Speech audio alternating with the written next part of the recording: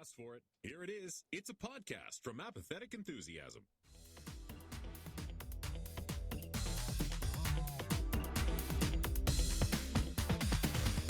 Coming to you live from a morning podcast episode.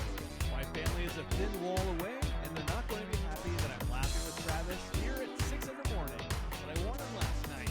I warned them about Internet IRSS, the unofficial Rick and Morty podcast. Everybody should be warned about the podcast. Everybody should have fair warning that I'm Travis and he's Brandon. I'm Brandon. I thought you were going to introduce me. I thought you were going to say, Yeah. That's Brandon. Did you turn the thing off? You didn't. You No, did? I did. Yeah. Okay, totally- there's your voice. There it is. Now I can hear you. Yeah. As I was saying, I thought you were going to introduce me. I thought you were going to say, I'm Brandon, and of course that's Travis. Yeah. You know, Well, I that's wouldn't have reverse. said that, but you, Right. everybody knows. As noted, we are slightly shifted in our recording schedule.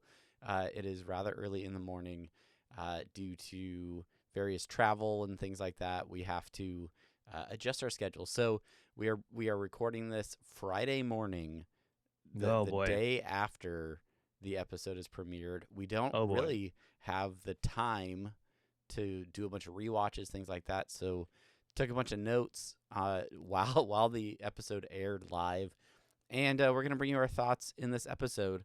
So thanks for being here.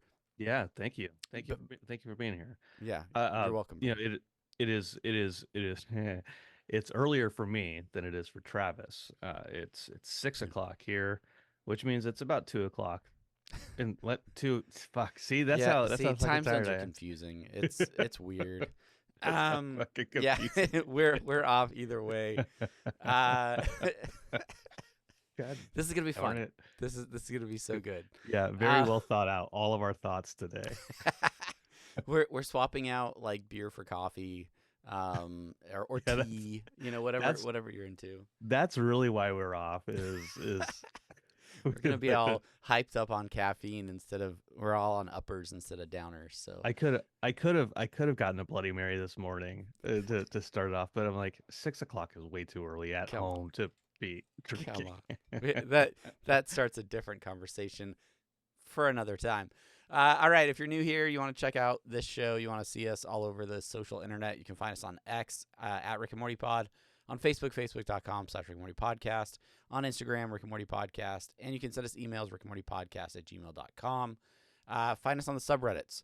rickandmorty.reddit.com is the official Rick and Morty subreddit. We are posting over there. And a huge milestone for our subreddit, rickandmortypodcast.reddit.com, where we just passed 2,000 members. Yeah. Really? Yeah. We should pay way more attention to that subreddit, considering how many people are signed up for it. Yeah, and when I took the screenshot, there were 6 people in there currently. Like what? Were they just on Reddit or were they on our subreddit specifically? I don't. Well, I have to look that up because I think that means they're in that subreddit specifically. Yeah, and I think the opposite. All right, let us know in the comments what you think it actually means. We do have a website, rickandmortypod.com, for Rick and Morty podcast related things. You can find video versions of the podcast at youtube.com/apathetic enthusiasm. And for bonus content, including exclusive post shows and whatnot, you can go to patreon.com/apathetic enthusiasm.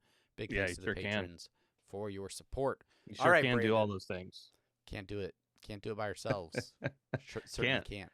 I've tried, and you reminded me. No, Brandon, you need help. You need help. You got to stop drinking Bloody Marys at 6 in the morning. This is an intervention, Brandon. That's why we're all here. There wasn't even an episode last night. All right. Well, we're gonna keep this train a moving and hop into our very first segment, a segment we like to call Semi-Pertinent News.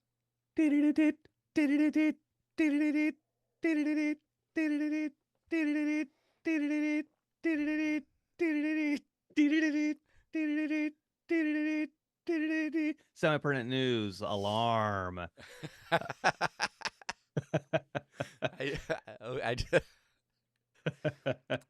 Somebody set that soundbite as your wake up alarm, and send us a clip.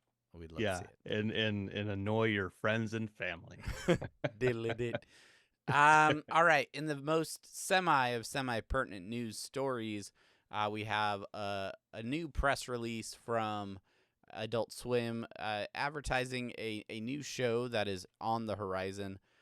They were advertising this during the Rick and Morty anime last night, and it's a show called Invincible Fight Girl, coming to the Toonami block of Adult Swim on November 2nd with a 2-episode premiere. And while we were watching the episode, that was the first time I actually saw any of the footage or clips from this show. And I was like, this looks pretty interesting. Kind of much more like cartoonish, like bright, colorful animation. I think the style that I would most relate it to would be kind of like a Steven Universe kind of looking. Yeah, that's what I was going to say. Yeah. Mhm. And so this is from executive producer Justin Gordon Montgomery, and Cartoon Network Studios. This is a half-hour series set in a wrestling world. Wrestling. Not WWE. My favorite of all. Your favorite sports. of genres. This is a place where wrestling is more than just sport and spectacle. It is a way of life. The series follows Andy, a young girl who dreams of becoming the greatest pro wrestler of all time. Assuming the wrestler alias Fight Girl, Andy sets out into the bizarre and colorful wrestling world, determined to make a name for herself. So this is like a version of society where wrestling is center to life, and she's a small, skinny little girl fighting these giant, big, hulking wrestlers, and yeah, it just looks really interesting. It looks like she comes from parents who are like accountants and want her to become an accountant or something like that. So if you haven't heard about it, or if any of that interests you, definitely go check it out on November 2nd. Yeah. And next day streaming on Max, as with most of the Adult Swim stuff. So do it. Yeah. Go do it. Go do it right now.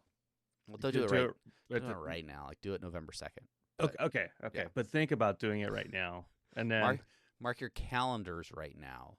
Yes. And then go do it. Yeah. Use an application if you use an app. Like we moved our calendar. It was by our refrigerator, but we moved it actually like towards the back door, like the sliding glass door. That way, whenever we go out the back door, then we see the calendar and it's like, cool, it's right there. You can mark it.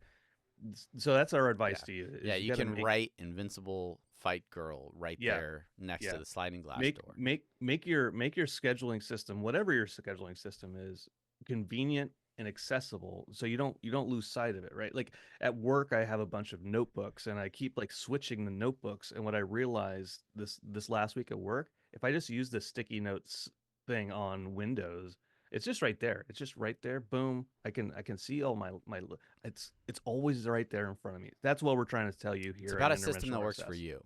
Right. All right. Let's get into the Reddit post of the week. Well, I do want to make one more comment about Invincible Fight Girl, which is Brian Jordan, friend of the show, a longtime friend of the show, one of our first interview for Rick and Morty, director on a couple of the first seasons. He worked on this Invincible Fight Girl, and he was just stoked about how talented those animators are. So looking forward to it. Shout out to Brian. And let's get into the Reddit post of the week now. All right. Here we go. This Reddit post of the week is brought to you by scary_enthusiasm_485, which is this the 485th version of Scary Enthusiasm? Are they iterating? Is this like a version control of Enthusiasm? I don't know. Whatever your method of tracking your versions, that's not what we're about. I actually moved my version control from next to the refrigerator. So this post is George Jettison smarter than Rick? And it's got about 1.4 thousand upvotes. And it says, this is outside the finite curve where Rick is the smartest. So if he were in the curve, he'd be less. But since he's out, smarter. And for those who don't know what I'm talking about on the audio side, it's when like there's George Jetson kind of weird thing outside Yeah, the finite curve. a legally safe representation of a Jetsons character. Anyway, that person dies right away. So is he really? I don't know if he's smarter because he's dead. But anyway, good job. 307,000 total views. Yeah, I don't know. I that morning gump. Yeah. This is all that this podcast is going to be, is us clearing our throats. Now I'm going to cough. Yeah.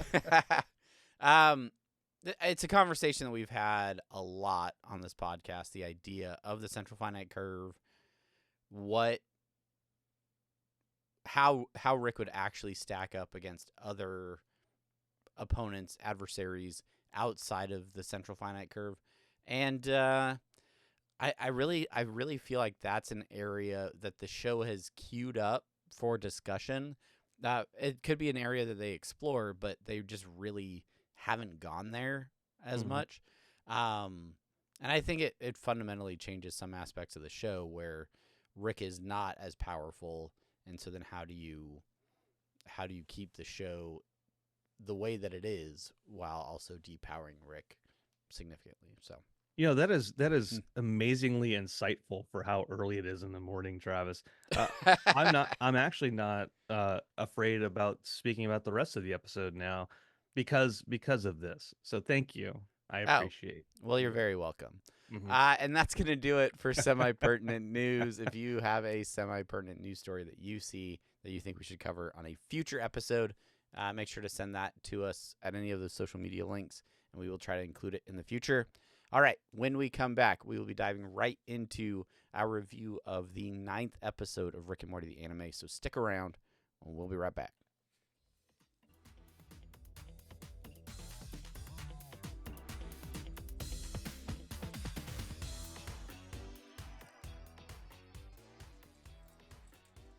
All right, everybody, welcome back. Thank you for sticking around. It is now time for everyone's favorite. I mean, I don't know if it's your favorite, but it's a lot of people's favorite part of the show. It's time for the main thing. Waka waka ah ah oh ah oh ah ah oh ah oh waka waka ah oh ah oh ah ah oh ah oh waka waka. Main thing. My hope is that through those thin walls, that those are the sounds that awaken your family. and I just picture your wife laying there in bed, staring at the ceiling, going, I made my choice. He's a good man. He provides for this family. All right. Few more years, and then he'll be dead. Well, welcome to the main thing. We are reviewing episode 9 of Rick and Morty, the anime. Her Innermost Wish is the title of this episode. Original air date, October 10th, 2024. Written and directed by Takashi Sano. Our synopsis.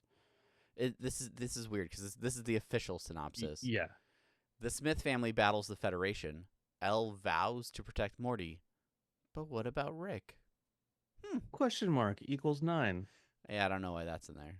Somebody fat fingered an equals 9.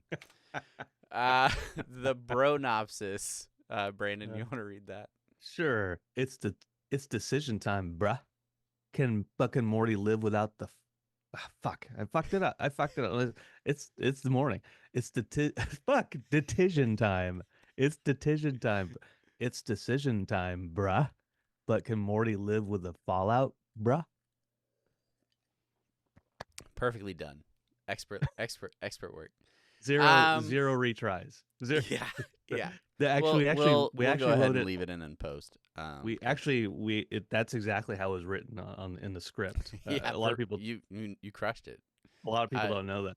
A lot of people would miss some of those starts and stops, but not you. You're a professional. Uh, yeah. General thoughts on this episode last night. What did you think as you were watching it? Yeah. Talking about making tough choices and sacrificing for those you love. It. I was when the episode started. I was kind of because we watched it live, right? Yeah, And we watched it live together, which is something that we don't normally do. extremely rare for us. Yeah, Uh, and but when it started, I was like, wait, is this the previous episode? Wait, what did I forget? And then I was like, oh, okay, all right, no, now we're here. With it starting with, I guess the reveal of why they did the mind blowers on Jerry, yeah, um, to like this isn't our Jerry.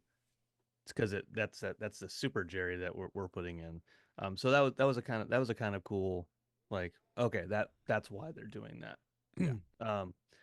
But then jumping straight into the way the last episode ended with both Ricks talking to Morty about, we think you got to make, she wants you to make the decision. Yeah, yeah, yeah. It is interesting how the episode like just picks right up from where the last episode ended, adding to my case that I think this show is better as binge material. Right? It's better if you can consume lots of episodes very quickly.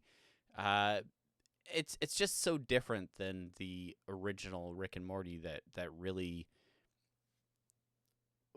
outside of a couple of small instances, doesn't they're self-contained within themselves. And so yeah, like this is not an episode where you would want to just start watching if you had missed anything leading up to this. And I think that's true for most of the series. But yeah, I feel like they did a good job of getting us right back into the action, getting right back to that heavy decision that Morty is faced with. The thing with Jerry and the mind blower stuff, that I didn't catch on to that immediately. I was like, oh, hey, Super Jerry's back. Like, all right. I don't understand why. And then I thought about, oh, they stuck the mind blowers thing on his head right at the end of the last episode. A week went by, and then they revealed why they did that, right? And so, Yeah. if you were just watching these in rapid succession, I think that would be immediately clear, just because there's not a lot of time to forget those connections. But I thought it was a cool way to bring that heroic version of Jerry back into the fight and leverage, another version of everyone's least favorite dad, I guess. But where did he get that Super Jerry costume? Just because he's mind blown doesn't That's mean he true. knows where the costume. It's like nanobots, isn't it? Is the costume Oh, nanobots? I think it yeah, is. but well, There's a lot of there's a lot of stuff under that garage. there's But, one of those Hurley Bird moments where you just don't know. It ruins the whole timeline for me. I really can't. I don't think I can watch the finale now. We may not When you bring that up. ever know what the answer is. Yeah. So all of, let's talk about all the action stuff. Like, Yeah. split the episode into the action piece first. Uh, all the animation, all the music was super fun. That's one of the things that stood out to me was, without all the heavy hitting drama stuff that's going on in Morty's world, all of the fun, like mech fighting, the Federation like turning into like a tentacle monster, like just all of that was so cool to me. It really highlights like two aspects of this show, where while you have the two Ricks having a very heavy and thoughtful conversation about time and decisions and all these different things, you, in the B plot, so to speak, have this awesome action, packed mech fight with, stop bugging me as Super Jerry is taking out Gromflemites. Space Beth and Elle are navigating this, Federation destroyer, trying to escape and trying to take it down from the inside. So it's a cool kind of like way of highlighting every member of the Smith family without and giving a little bit of equal time, I would say, across the board. And I think it really speaks to Takashi Sano's like love for all of these characters, and he could really have just taken Rick and Morty and just ran with a storyline that highlights those individuals, but this show really is taking the time to highlight all of the Smith family and show their capabilities, show their strengths and sometimes weaknesses. But Summer is as we've said from the very beginning of this series, very capable, and she's fighting in this giant mech and doing the things. So no, I thought it was pretty cool. Yeah. And so while all the action on Earth is happening, Space Beth and Elle are breaking into onto the Federation ship. Well, they break in, but they're prisoners. Sure, Um, sure. The old switcheroo, the classic, using a hologram to escape from the Federation gag. Seen it 100 times. Seen it 100 times. And at some point in time, there's that explosion. Well, before the explosion happens, Space Beth is like, okay, but really, why did you? What you? Not about why you saved me, but why you're doing this for Morty, Yeah. or Yeah. yeah, and because you're Morty's mom, right? And just emphasizing that again. And then the spaceship explodes. Things are happening, and so the question I'm going to have is: there's that moment where Elle is looking at Space Beth as Elle's falling, or whatever it is. It's morning, so my details are fuzzy. Sure. Yeah. After the explosion, she's kind of free floating out into space. But she sees Morty. Yeah. She's seeing Morty reaching out for her, but then the image of Morty changes, and then it's Space Beth that's reaching down for her. What do you make of that moment? I think they're and we'll get into this side of the conversation here in a minute in terms of like the why behind the choices that Elle has made to set up this crossover dimensions, and why she's continually resetting time and doing all these things to be with Morty, right? And I think they talk a little bit about her being almost godlike in her ways of being able to manipulate and navigate reality. And ultimately it's because she loves Morty, right? Like she wants I think this image is a way of reassuring that to the viewer, right? Where you could always be like, well, maybe there's an ulterior motive. Maybe it's because Elle wants to use Morty for something, and every time that this space Morty dies in her timeline, it's heartbreaking for her, and then she goes on to decide to set off the bomb and reset time and do it all over again. Her like seeing Space Morty rescuing her, I think just speaks to that idea that like she's desperate to be with that Morty. She's doing these things because she wants that Morty to save her and be with her, maybe, or something like that. And so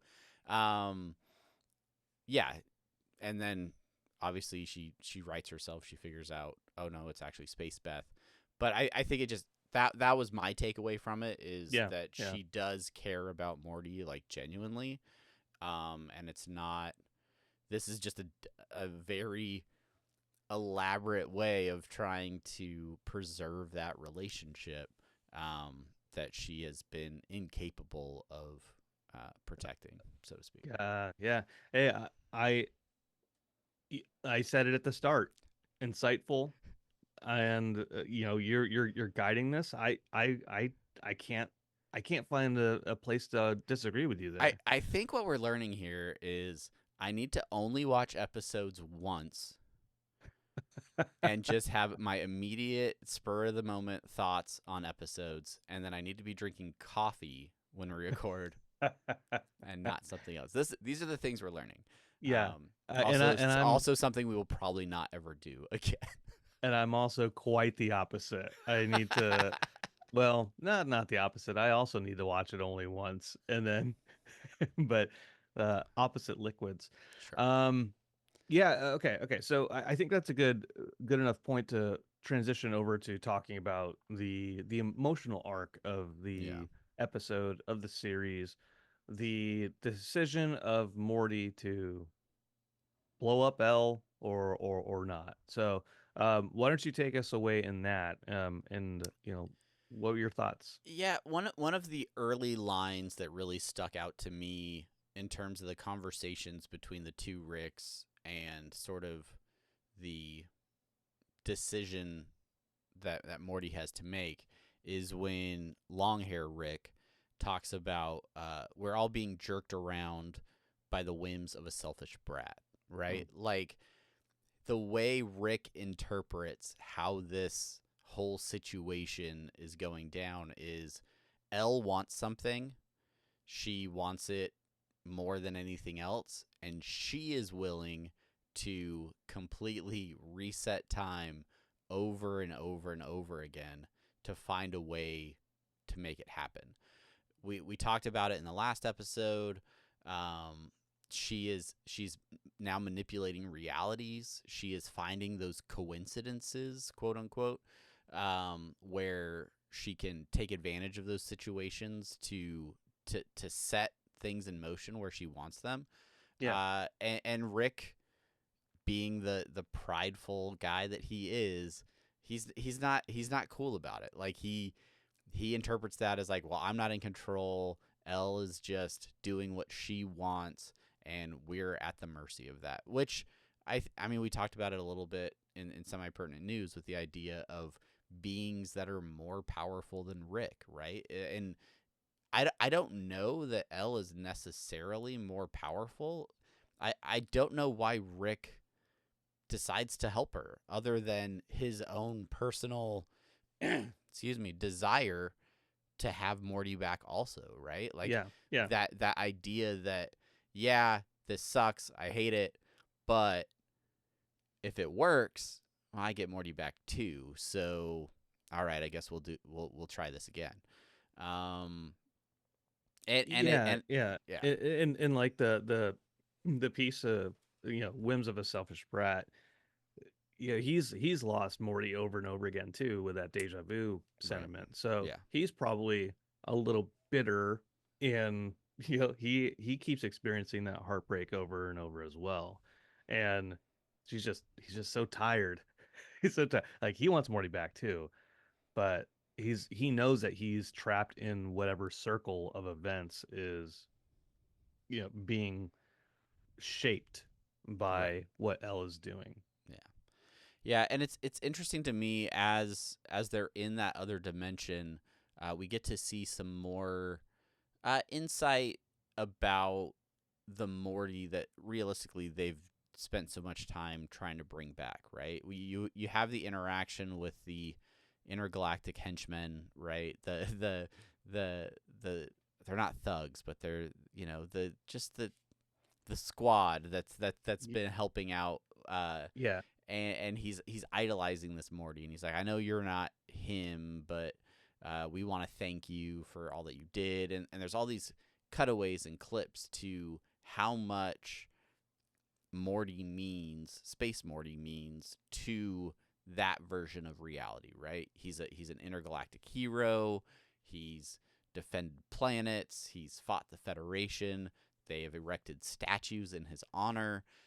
There are all these things that where like this reality really like almost worships Morty to a degree, and really puts him on that high of a pedestal.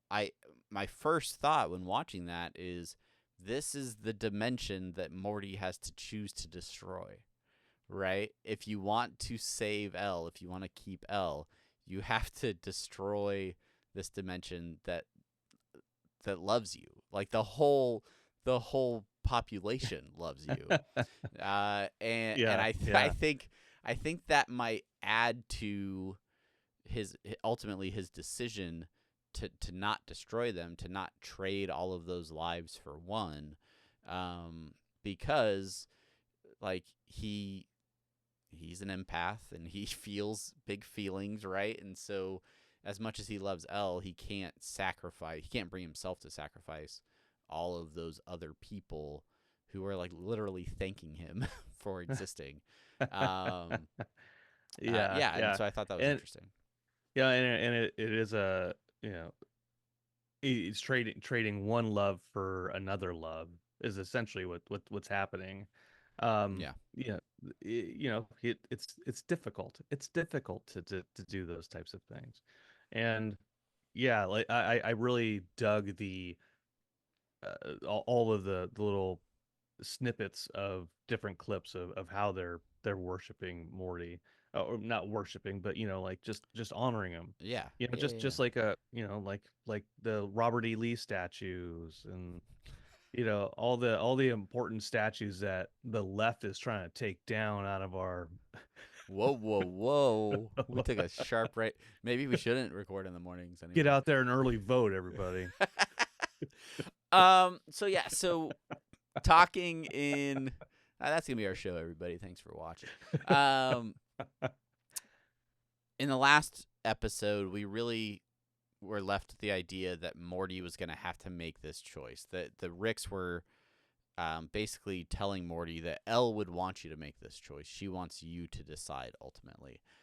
And I had assumed that that was going to be sort of the big finale of this series or season, was that he was going to have to make that choice in the finale and we were going to live with the outcome. But really we sort of got the decision in this episode. Hmm. Rick and Morty portal back to the Smith family, who has pretty much bested the Federation at this point. And Morty sees Elle and breaks down. He starts crying. I can't do it. I can't destroy an entire, population for you. I can't. Like, I love you. And he's really broken up about it. He's really upset. And there is a moment where Elle goes over, she hugs him, and she says that she promises to keep him safe, right? She is going to protect Morty.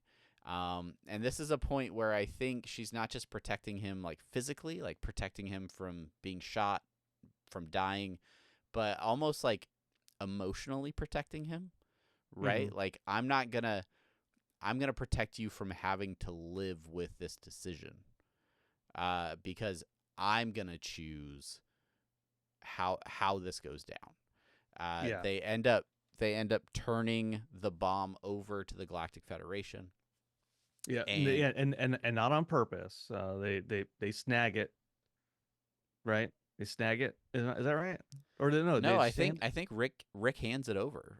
Oh Like yeah, L yeah. L says, Because "Hey, the big ass tentacle mech guy comes down. yes, yes, yes, yes," which we'll talk to as we wrap up this segment. But Yeah. um, yeah, so he's fighting. I think the tentacle guy has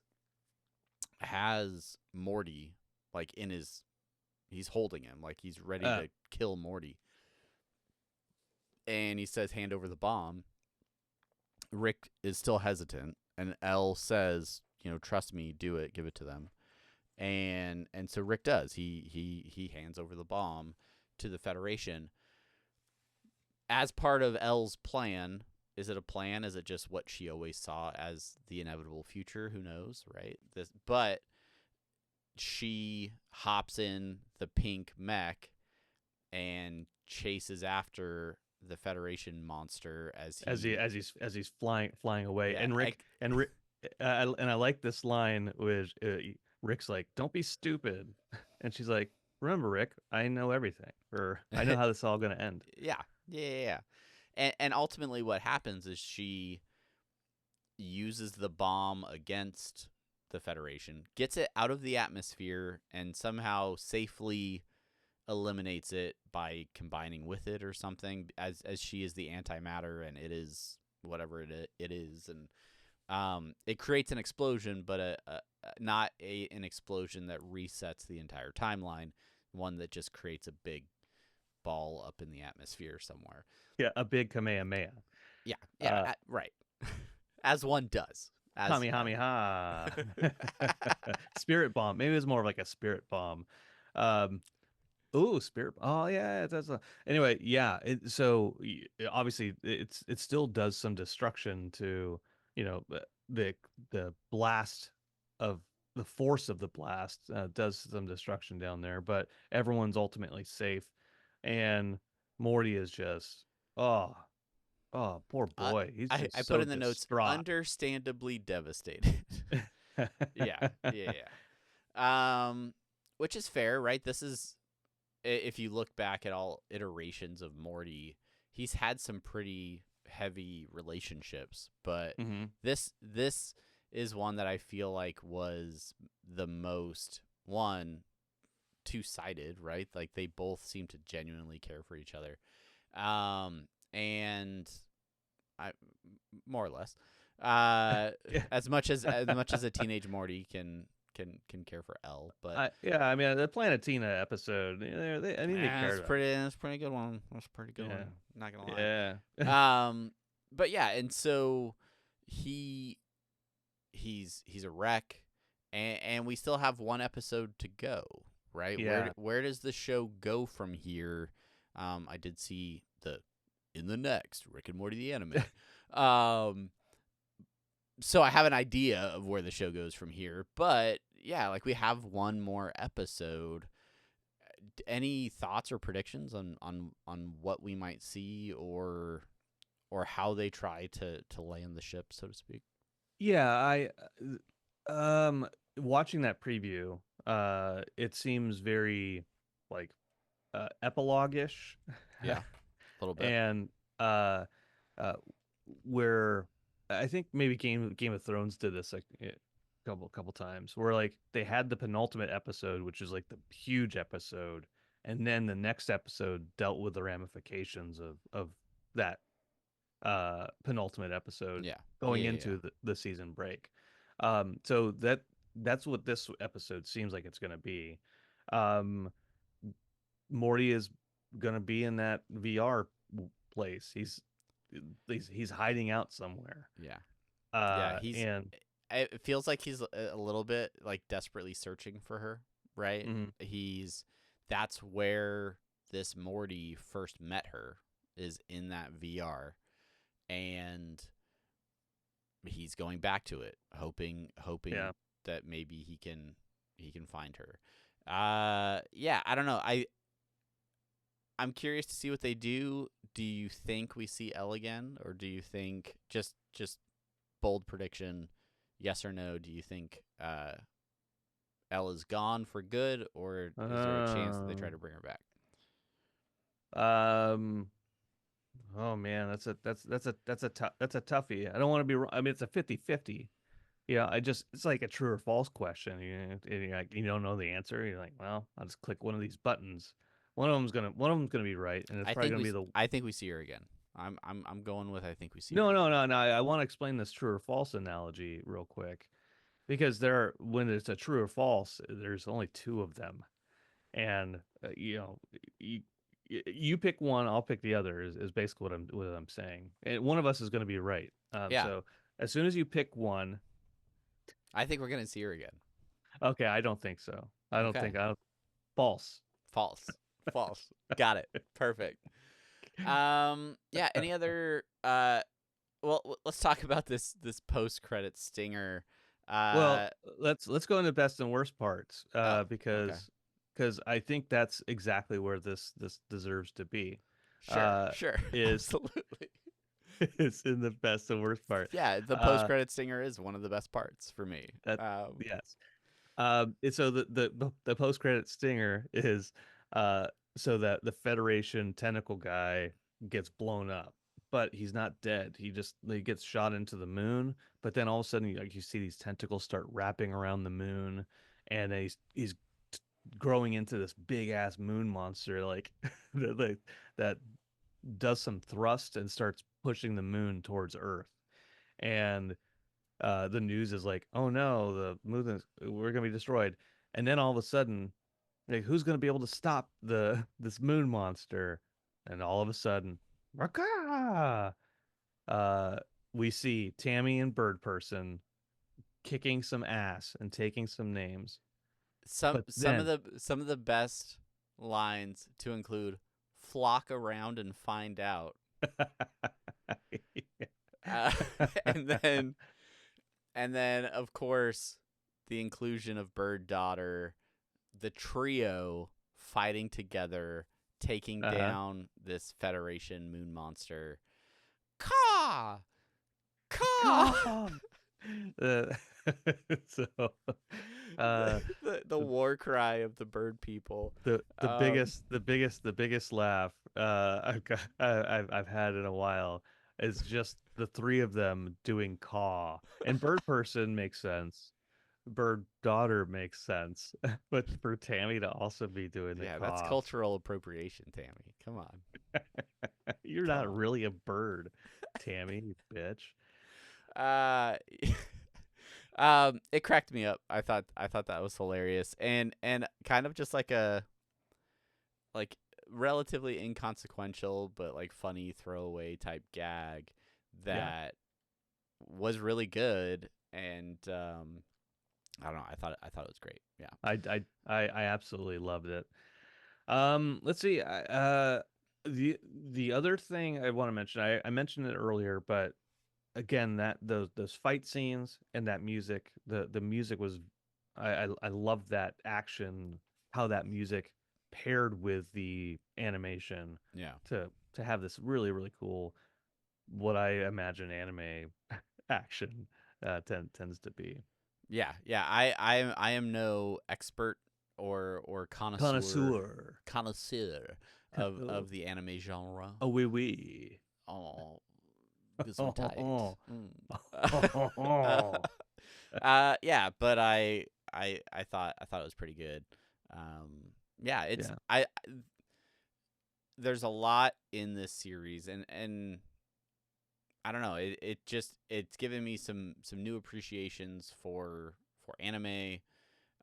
Understanding the story structure overall, I think has helped me to better appreciate other anime series maybe where I only watched one or two of them and was like, I don't know what's going on here. And I like this isn't making sense. The story's just picking up from nowhere. And it's really about uh, follow through or like sticking with it, right? A lot of these stories you have to watch a lot of episodes to get all of the pieces to kind of come together. And I think Yeah. that's what I've been missing is I will sample animes and then be like, all right, I'm not tracking what's happening here, and it's frankly just because I'm not watching enough of it. I think is the reality. You make a comment there about not like starting the series, like who are all these people, what are all the places. The first season of The Wire, comparing Rick and Morty the anime to The Wire, is like that. Which is what everybody's doing. Yeah. Like the first couple episodes of The Wire, like, uh, am I supposed to know who this person is already? Am I supposed to understand what their relationship is? Well, I guess it's well produced, so I'll stick with it. And then it turns into my one of my favorite shows of all time, Yeah. just because it's a novel in visual form. So, Yeah. um, Which is why Rick and Morty the anime is one of Brandon's favorite shows of all that's time. right. That's right. That's Rick and Morty the anime, The Wire. right. Yeah, well, all right. Anywho. That's pretty much our thoughts on this episode. Excited to see where they go with the finale. We'll be bringing you that podcast in about a week when once everything's said and done. I will probably rewatch the entire season just to get my mind right for consuming the finale, and that way we can have all of our thoughts kind of over the entire story for the show. Yeah. Any other thoughts before we get out of here, Brandon? No, man. Just interested to see what is going to happen in the finale, and then probably we'll talk about the finale next week. We'll probably have an entire season recap, where we'll ask questions like, "Is this the only season? Or are they going to do another season?" Those types of hard hitting investigative questions. We will also have, I think we'll be on the other side of New York Comic Con, so we will probably have plenty to talk about from that panel, and hopefully some more news, semi-pertinent news about the future of Rick and Morty in its next season. So let us know your thoughts. Send us your thoughts about this episode or the entire series in general. We'll break those down in the finale recap as well. What you do like, what you don't like. Are you a huge anime fan, and is there stuff that we're completely missing the mark on? We want that insight. So, leave a comment if you're watching on YouTube. Let us know your thoughts. We'll answer any questions on the next episode.